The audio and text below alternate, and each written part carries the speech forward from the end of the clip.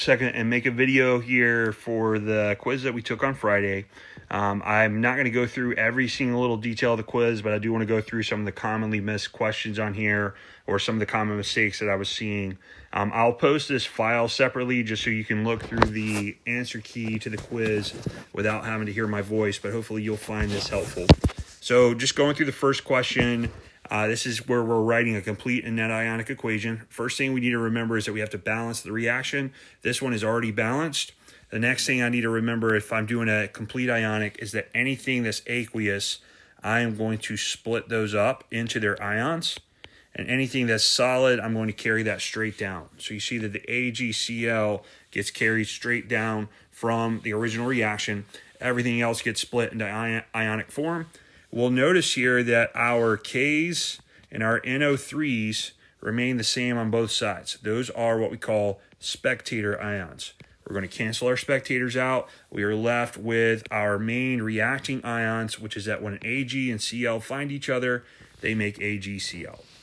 So that is our net ionic equation. Down here for the second one, we see, I saw all kinds of creative answers there, but something about chemistry is that creativity is not always the best thing. So when we see something like this, we have to make sure we know our ions. We've got to make sure we know how to write the formulas for the compounds. Everything's happening in aqueous solution here. So our FeCl3, that's the iron 3 chloride, reacts with the ammonium chloride. This is a double replacement reaction. So what we need to remember is that the first ion in each one are going to trade places with each other. So we have to have this positive with that negative, this positive with that negative. You should not have two negative ions. Here we have a +3 with a -1. Here we have a +1 with a -1. Just looking at our charges there. Again, plus and minus for each formula in the double replacement reaction. Again, our AQs get carried down. When the Fe gets with hydroxide, though, we get this insoluble product.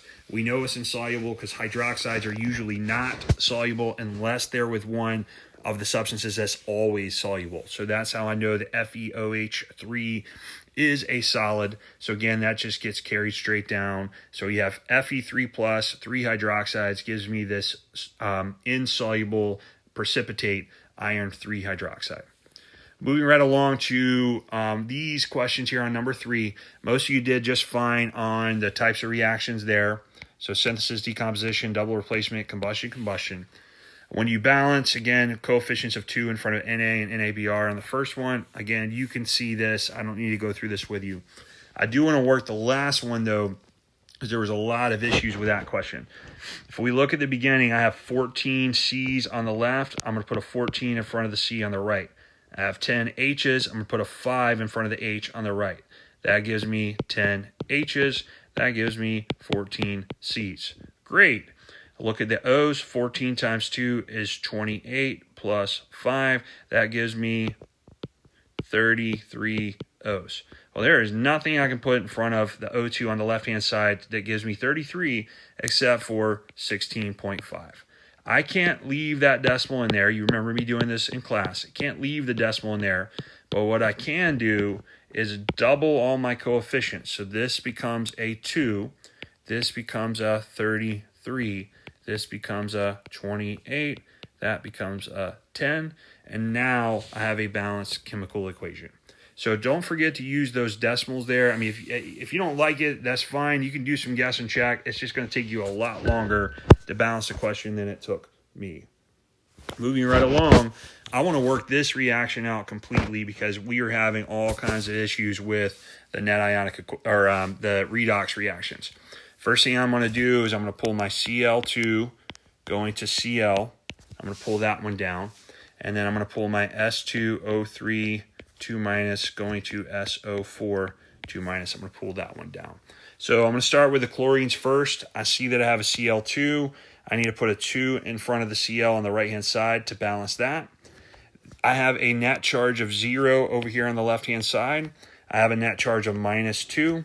I have a difference of 2 electrons. If I put my 2 electrons on the right, this would be -4, would not get me where I need to go. But by adding the 2 electrons here on the left, now I have a net of -2 on the right. So that's balanced. On the right-hand side with the S2O3, first mistake people made is ignoring that 2. You have to put the 2 in front of the S over here. When I do that, that gives me 2 S's, great. 2 times 4 is 8 O's. I have 3 O's on the left, so I need to add 5 H2O's on the left with it. When I do that, that gives me 10 H's. I'm going to add my 10 H pluses on the right-hand side. So far, so good, hopefully. But then when I look at my charges, I have a -2 charge on the left. I have 10 pluses here. So here's where we had some mistakes as well.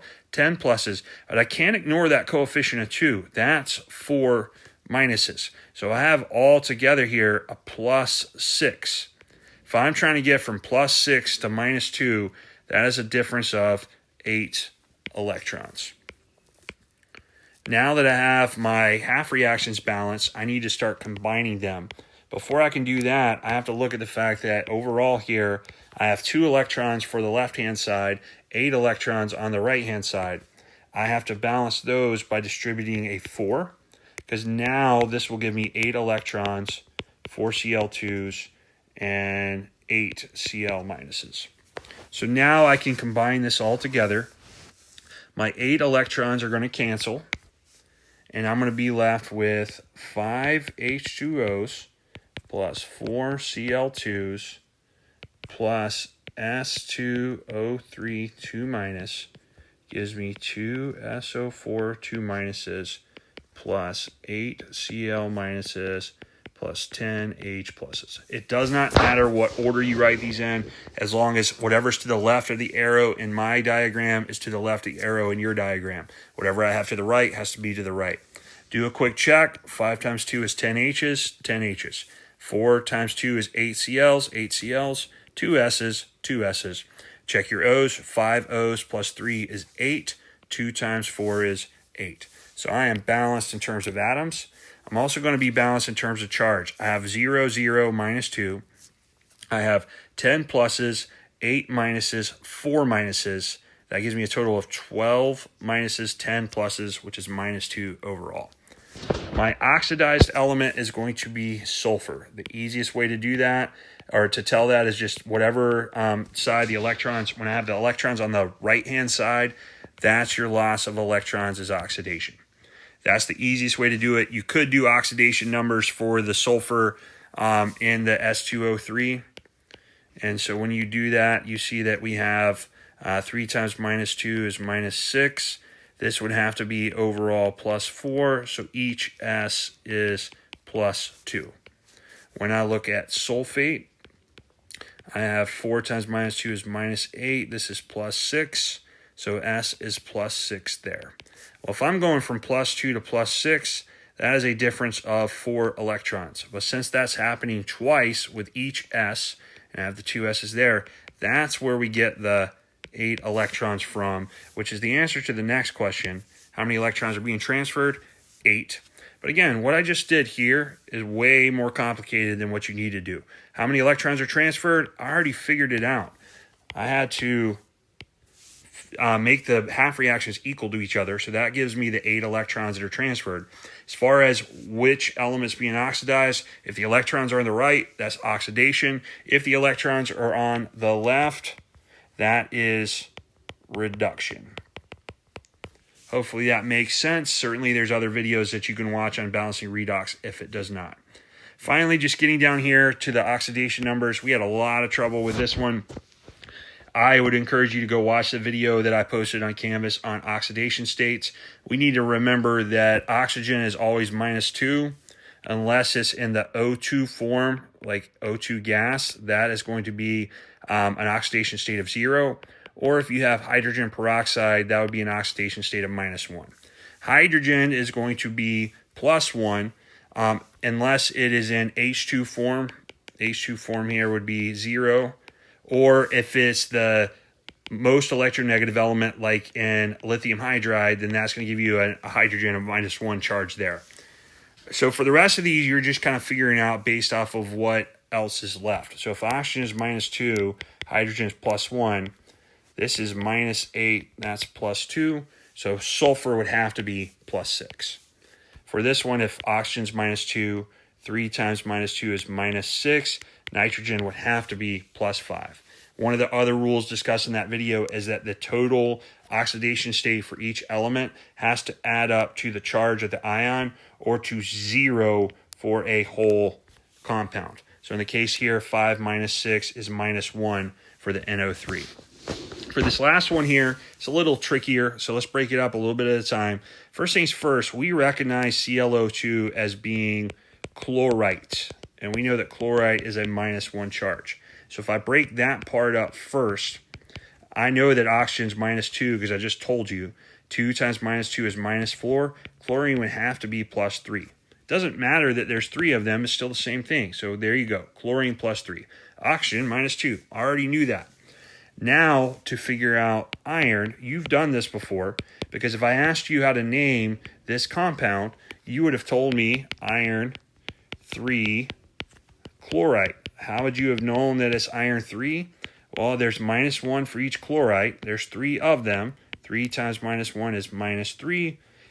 Iron would have to be +3 in order to make that work.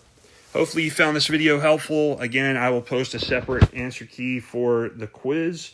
But again, just if you have any questions about anything, you can come see me Wednesday morning, or you can come in during dog time. Thank you so much.